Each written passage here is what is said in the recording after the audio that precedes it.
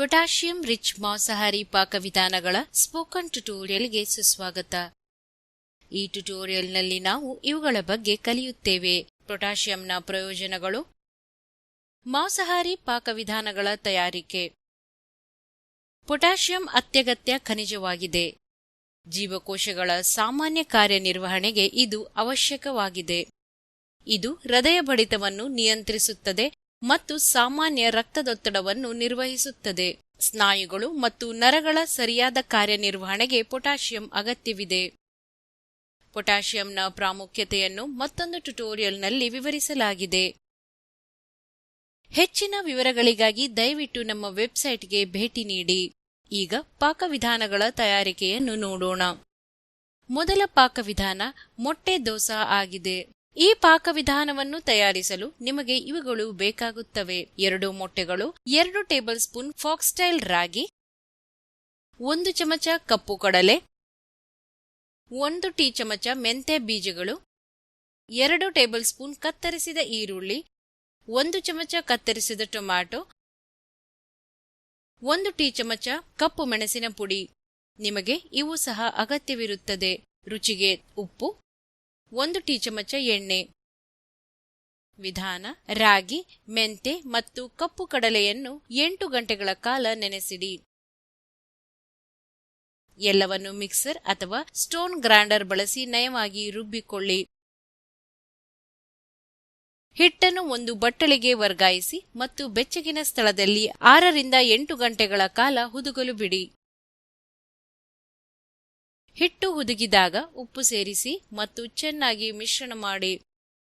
ಇದನ್ನು ಪಕ್ಕಕ್ಕೆ ಇರಿಸಿ. ನಾವು ಇದನ್ನು ನಂತರ ಬಳಸುತ್ತೇವೆ. ಒಂದು ಬಟ್ಟಲಿನಲ್ಲಿ 2 ಮೊಟ್ಟೆಗಳನ್ನು ಒಡೆಯಿರಿ. ಇದಕ್ಕೆ ಉಪ್ಪು, ಮೆಣಸಿನ ಪುಡಿ, ಈರುಳ್ಳಿ ಮತ್ತು ಟೊಮ್ಯಾಟೊ ಸೇರಿಸಿ. ಎಲ್ಲವನ್ನು ಚೆನ್ನಾಗಿ ಮಿಶ್ರಣ ಮಾಡಿ. ನಂತರದ ಬಳಕೆಗಾಗಿ ಇದನ್ನು ಪಕ್ಕಕ್ಕೆ ಇರಿಸಿ. ಬಾಣಲೆಯಲ್ಲಿ ಎಣ್ಣೆ ಬಿಸಿ ಮಾಡಿ ದೋಸೆ ಹಿಟ್ಟನ್ನು ಸುರಿಯಿರಿ ಮತ್ತು ಸಮವಾಗಿ ಹರಡಿ. ದೋಸೆ ಭಾಗಶಃ ಬೇಯಿಸಿದ ನಂತರ ಮೊಟ್ಟೆಯ ಮಿಶ್ರಣವನ್ನು ದೋಸೆಯ ಮೇಲೆ ಸುರಿಯಿರಿ. ದೋಸೆಯನ್ನು ತಿರುಗಿಸಿ ಮತ್ತು ಇನ್ನೊಂದು ಬದಿಯಲ್ಲಿ ಬೇಯಿಸಿ. ಮೊಟ್ಟೆ ದೋಸಾ ರೆಡಿ.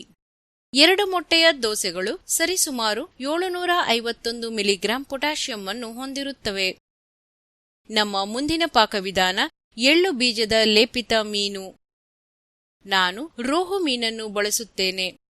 ಲಭ್ಯತೆಯ ಪ್ರಕಾರ ನೀವು ಬೇರೆ ಯಾವುದೇ ಮೀನುಗಳನ್ನು ಬಳಸಬಹುದು. ಉದಾಹರಣೆಗೆ ಸೋಡಿ ಮೀನು ಮತ್ತು ಬಾಂಗ್ಡೆ. ಈ ಮೀನುಗಳಲ್ಲಿ ಪೊಟ್ಯಾಷಿಯಂ ಕೂಡ ಸಮೃದ್ಧವಾಗಿದೆ. ನಾವು ಈಗ ಪಾಕವಿಧಾನದೊಂದಿಗೆ ಪ್ರಾರಂಭಿಸೋಣ. ನಿಮಗೆ ಇವುಗಳು ಬೇಕಾಗುತ್ತವೆ: 100 ಗ್ರಾಂ ತೊಳೆದು ಸ್ವಚ್ಛಗೊಳಿಸಿದ ರೋಹು ಮೀನು, 1 ಚಮಚ ಹುರಿದ ಕಡಲೆ ಹಿಟ್ಟು, 1 ಚಮಚ ಹುರಿದ ಎಳ್ಳು, 1 ಟೀ ಚಮಚ ಶುಂಠಿ ಬೆಳ್ಳುಳ್ಳಿ ಪೇಸ್ಟ್, 1 ಟೀ ಚಮಚ ಜೀರಿಗೆ ಬೀಜಗಳ ಪುಡಿ, 1 ಟೀ ಚಮಚ ಕೊತ್ತಂಬರಿ ಪುಡಿ. ನಿಮಗೆ ಇವು ಸಹ ಅಗತ್ಯವಿರುತ್ತದೆ. 1 ಟೀ ಚಮಚ ಅರಿಶಿನ ಪುಡಿ, 1 ಟೀ ಚಮಚ ಕೆಂಪು ಮೆಣಸಿನ ಪುಡಿ, 1 ಟೀ ಚಮಚ ಮೆಣಸಿನ ಪುಡಿ, 1 ಟೀ ಸ್ಪೂನ್ ಓಮಕಾಳು, 1 ಹಿಡಿ ಕೊತ್ತಂಬರಿ ಸೊಪ್ಪು, ರುಚಿಗೆ ಉಪ್ಪು, 2 ಟೀ ಚಮಚ ಎಣ್ಣೆ. ವಿಧಾನ: ತೊಳೆದು ಸ್ವಚ್ಛಗೊಳಿಸಿದ ಮೀನುಗಳಿಗೆ ಉಪ್ಪು ಮತ್ತು ಅರಿಶಿಣವನ್ನು ಹಚ್ಚಿ. ಇದನ್ನು 20 ನಿಮಿಷಗಳ ಕಾಲ ಪಕ್ಕಕ್ಕೆ ಇರಿಸಿ. ಈ ತನ್ಮಧ್ಯೆ ಒಂದು ಬಟ್ಟಲಿನಲ್ಲಿ ಕಡಲೆ ಹಿಟ್ಟನ್ನು ತೆಗೆದುಕೊಳ್ಳಿ. ಇದಕ್ಕೆ ಓಮಕಾಳು, ಉಪ್ಪು, ಕೆಂಪು ಮೆಣಸಿನ ಪುಡಿ ಮತ್ತು ಮೆಣಸಿನ ಪುಡಿಯನ್ನು ಸೇರಿಸಿ. ಈಗ ಶುಂಠಿ ಬೆಳ್ಳುಳ್ಳಿ ಪೇಸ್ಟ್ ಮತ್ತು ಜೀರಿಗೆ ಪುಡಿ ಸೇರಿಸಿ. ಜೊತೆಗೆ ಕೊತ್ತಂಬರಿ ಪುಡಿ ಮತ್ತು ಕೊತ್ತಂಬರಿ ಸೊಪ್ಪು ಸೇರಿಸಿ. ಸ್ವಲ್ಪ ನೀರು ಸೇರಿಸಿ ಚೆನ್ನಾಗಿ ಕಲಸಿ ಪೇಸ್ಟ್ ಮಾಡಿಕೊಳ್ಳಿ. ಮುಂದೆ ಮೀನನ್ನು ಪೇಸ್ಟ್ನಲ್ಲಿ ಅದ್ದಿ ಮತ್ತು ನಂತರ ಅದನ್ನು ಎಳ್ಳಿನಿಂದ ಲೇಪಿಸಿ. ಬಾಣಲೆಯಲ್ಲಿ ಎಣ್ಣೆಯನ್ನು ಬಿಸಿ ಮಾಡಿ ಮತ್ತು ಮೀನುಗಳನ್ನು ಬೇಯುವವರೆಗೆ 2 ಬದಿಗಳಲ್ಲಿ ಫ್ರೈ ಮಾಡಿ. ಎಳ್ಳು ಲೇಪಿತ ಮೀನು ಸಿದ್ಧವಾಗಿದೆ. 2 ಸಣ್ಣ ಮೀನು ಫ್ರೈಗಳು ಸರಿಸುಮಾರು 885 ಮಿಲಿಗ್ರಾಂ ಪೊಟ್ಯಾಷಿಯಂ ಅನ್ನು ಹೊಂದಿರುತ್ತದೆ. ನಮ್ಮ ಮೂರನೇ ಪಾಕವಿಧಾನ ಮೊಳಕೆಯೊಡೆದ ಫಿಂಗರ್ ರಾಗಿ ಪುಡಿಯಲ್ಲಿ ತಯಾರಿಸಿದ ಚಿಕನ್ ಕಟ್ಲೆಟ್ ಆಗಿದೆ. ಇದನ್ನು ಮಾಡಲು ನಿಮಗೆ ಇವು ಅಗತ್ಯವಿದೆ: 100 ಗ್ರಾಂ ಅಥವಾ ಮೂಳೆಗಳಿಲ್ಲದ ಕೋಳಿಯ 4 ತುಂಡುಗಳು, 30 ಗ್ರಾಂ ಅಥವಾ 2 ಟೇಬಲ್ ಸ್ಪೂನ್ ರಾಗಿ ಪುಡಿ, 2 ಟೇಬಲ್ ಸ್ಪೂನ್ ಹಸಿರು ಬಟಾಣಿ, 2 ಟೇಬಲ್ ಸ್ಪೂನ್ ಕತ್ತರಿಸಿದ ಕ್ಯಾರೆಟ್, 1 ಕತ್ತರಿಸಿದ ಹಸಿರು ಮೆಣಸಿನಕಾಯಿ. ನಿಮಗೆ ಇವು ಸಹ ಅಗತ್ಯವಿರುತ್ತದೆ: 1 ಟೀ ಸ್ಪೂನ್ ಓಮಕಾಳುಗಳು, 1 ಟೀ ಚಮಚ ಮೆಣಸಿನ ಪುಡಿ, 4 ರಿಂದ 5 ಕತ್ತರಿಸಿದ ಕರಿಬೇವಿನ ಎಲೆಗಳು, ತೊಳೆದು ಕತ್ತರಿಸಿದ ಕೊತ್ತಂಬರಿ ಸೊಪ್ಪು 1 ಹಿಡಿ, ರುಚಿಗೆ ಉಪ್ಪು, 2 ಟೀ ಸ್ಪೂನ್ ಎಣ್ಣೆ. ವಿಧಾನ: ನಾವು ಮೊದಲು ರಾಗಿ ಪುಡಿಯನ್ನು ತಯಾರಿಸುತ್ತೇವೆ. ರಾಗಿಯನ್ನು ರಾತ್ರಿಯಿಡೀ ತೊಳೆದು ನೆನೆಸಿಡಿ. ಸ್ಟ್ರೇನರ್ ಬಳಸಿ ಹೆಚ್ಚುವರಿ ನೀರನ್ನು ಹೊರತೆಗೆಯಿರಿ. ಅದನ್ನು ಮಸ್ಲಿನ್ ಬಟ್ಟೆಯಲ್ಲಿ ಕಟ್ಟಿ ಮೊಳಕೆಯೊಡೆಯಲು ಬೆಚ್ಚಗಿನ ಸ್ಥಳದಲ್ಲಿ ಇರಿಸಿ. ಇದು ಮೊಳಕೆಯೊಡೆಯಲು ಸುಮಾರು 2 ರಿಂದ 3 ದಿನಗಳನ್ನು ತೆಗೆದುಕೊಳ್ಳಬಹುದು. ರಾಗಿ ಮೊಳಕೆಯೊಡೆದ ನಂತರ ಅದನ್ನು ಸೂರ್ಯನ ಬೆಳಕಿನಲ್ಲಿ ಒಣಗಿಸಿ. ಸಾಕಷ್ಟು ಸೂರ್ಯನ ಬೆಳಕು ಇಲ್ಲದಿದ್ದರೆ ನೀವು ಅವುಗಳನ್ನು ಎಣ್ಣೆ ಇಲ್ಲದೆ ಬಾಣಲಿಯಲ್ಲಿ ಹುರಿಯಬಹುದು. ತಣ್ಣಗಾಗಿಸಿ ಮತ್ತು ನುಣ್ಣಗೆ ಪುಡಿ ಮಾಡಿ. ಬಾಣಲೆಯಲ್ಲಿ ಚಿಕನ್, ಹಸಿರು ಬಟಾಣಿ ಮತ್ತು ಕ್ಯಾರೆಟ್ ಸೇರಿಸಿ.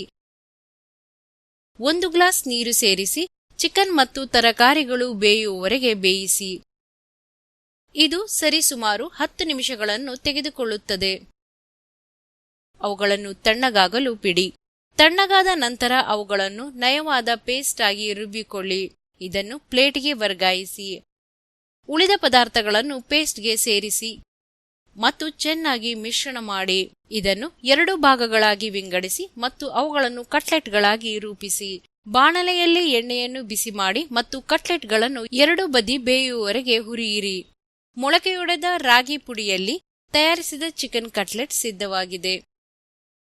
2 ಕಟ್ಲೆಟ್ಗಳು ಸುಮಾರು 706 ಮಿಲಿಗ್ರಾಂ ಪೊಟ್ಯಾಷಿಯಂ ಅನ್ನು ಹೊಂದಿರುತ್ತವೆ.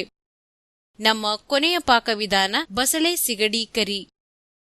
ಈ ಪಾಕವಿಧಾನವನ್ನು ತಯಾರಿಸಲು ನಿಮಗೆ ಇವುಗಳು ಬೇಕಾಗುತ್ತವೆ: 100 ಗ್ರಾಂ ಸಿಗಡಿ, 1 ಮಧ್ಯಮ ಕತ್ತರಿಸಿದ ಟೊಮ್ಯಾಟೊ, 1 ಮಧ್ಯಮ ಕತ್ತರಿಸಿದ ಈರುಳ್ಳಿ, 1 ಕಪ್ ತೊಳೆದ ಪಾಲಕ್, 1 ಟೀ ಚಮಚ ಕೊತ್ತಂಬರಿ ಪುಡಿ,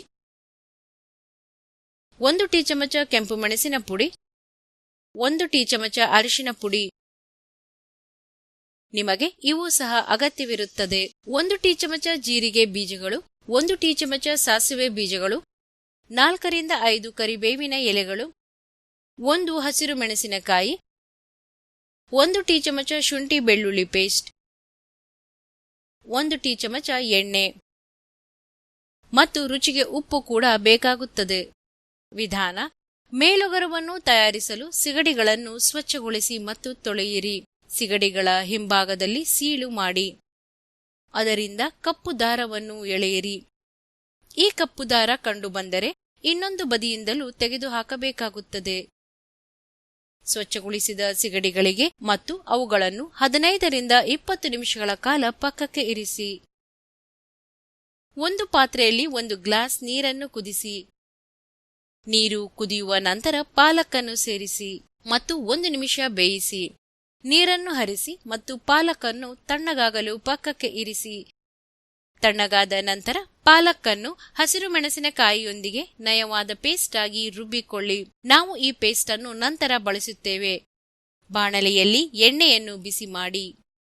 ಸಾಸಿವೆ, ಜೀರಿಗೆ ಮತ್ತು ಕರಿಬೇವಿನ ಸೊಪ್ಪು ಹಾಕಿ. ಬೀಜಗಳು ಸಿಡಿಯುವವರೆಗೆ ಹುರಿಯಿರಿ. ಇದಕ್ಕೆ ಈರುಳ್ಳಿ ಹಾಕಿ ಕಂದು ಬಣ್ಣ ಬರುವವರೆಗೆ ಹುರಿಯಿರಿ. ಟೊಮ್ಯಾಟೊಗಳನ್ನು ಸೇರಿಸಿ ಮತ್ತು ಅವು ಮೃದುವಾಗುವವರೆಗೆ ಬೇಯಿಸಿ. ಎಲ್ಲ ಮಸಾಲೆಗಳು, ಶುಂಠಿ ಬೆಳ್ಳುಳ್ಳಿ ಪೇಸ್ಟ್ ಮತ್ತು ಉಪ್ಪು ಸೇರಿಸಿ ಎಲ್ಲವನ್ನು ಚೆನ್ನಾಗಿ ಮಿಶ್ರಣ ಮಾಡಿ. ಇದಕ್ಕೆ ಸೀಗಡಿಗಳನ್ನು ಸೇರಿಸಿ ಮತ್ತು 5 ನಿಮಿಷ ಬೇಯಿಸಿ. ನಾವು ಮಾಡಿದ ಪಾಲಕ್ ಪೇಸ್ಟ್ ಅನ್ನು ಸೇರಿಸಿ ಮತ್ತೆ ಮಿಶ್ರಣ ಮಾಡಿ. ಒಂದು ಮುಚ್ಚಳದಿಂದ ಮುಚ್ಚಿ ಮತ್ತು ಸೀಗಡಿಗಳು ಬೇಯುವವರೆಗೆ ಬೇಯಿಸಿ. ಬಸಳೆ ಸೀಗಡಿ ಕರಿ ಸಿದ್ಧವಾಗಿದೆ. ಈ 1 ಬೌಲ್ ಪಾಲಕ್ ಸೀಗಡಿ ಕರಿ ಸುಮಾರು 972 ಮಿಲಿಗ್ರಾಂ ಪೊಟ್ಯಾಷಿಯಂ ಅನ್ನು ಹೊಂದಿರುತ್ತದೆ. ಒಂದು ಬೌಲ್ನ ಅಳತೆ 150 ಮಿಲಿಲೀಟರ್ ಎಂದು ನೆನಪಿಡಿ. ಈ ಪಾಕವಿಧಾನಗಳಿಗೆ 1 ಟೀ ಚಮಚ ಬೀಜಗಳು ಮತ್ತು ಕಾಳುಗಳ ಪುಡಿಯನ್ನು ಸೇರಿಸಬಹುದು. ಪಾಕವಿಧಾನ ಮಾಡುವಾಗ ಇತರ ಮಸಾಲೆಗಳೊಂದಿಗೆ ಸೇರಿಸಿ. ಇದನ್ನು ದೋಸೆಗೆ ಚಟ್ನಿಗಳಿಗೂ ಸೇರಿಸಬಹುದು. 1 ಟೀ ಚಮಚ ಬೀಜಗಳು ಮತ್ತು ಕಾಳುಗಳ ಪುಡಿ ಸುಮಾರು 50 ಮಿಲಿಗ್ರಾಂ ಪೊಟ್ಯಾಷಿಯಂ ಅನ್ನು ನೀಡುತ್ತದೆ. ಬೀಜಗಳು ಮತ್ತು ಕಾಳುಗಳ ಪುಡಿಯ ಪಾಕವಿಧಾನವನ್ನು ಮತ್ತೊಂದು ಟ್ಯುಟೋರಿಯಲ್ನಲ್ಲಿ ವಿವರಿಸಲಾಗಿದೆ. ಹೆಚ್ಚಿನ ವಿವರಗಳಿಗಾಗಿ ದಯವಿಟ್ಟು ನಮ್ಮ ವೆಬ್ಸೈಟ್ಗೆ ಭೇಟಿ ನೀಡಿ. ಉತ್ತಮ ಆರೋಗ್ಯಕ್ಕಾಗಿ ನಿಮ್ಮ ದೈನಂದಿನ ಆಹಾರದಲ್ಲಿ ಈ ಪೌಷ್ಟಿಕ ಪಾಕವಿಧಾನಗಳನ್ನು ಸೇರಿಸಿ. ಪಾಠದ ಕೊನೆಗೆ ಬಂದಿದ್ದೇವೆ. ಅನುವಾದ ಮತ್ತು ಧ್ವನಿ ಶ್ರೀಮತಿ ನಯನ ಭಟ್. ಧನ್ಯವಾದಗಳು.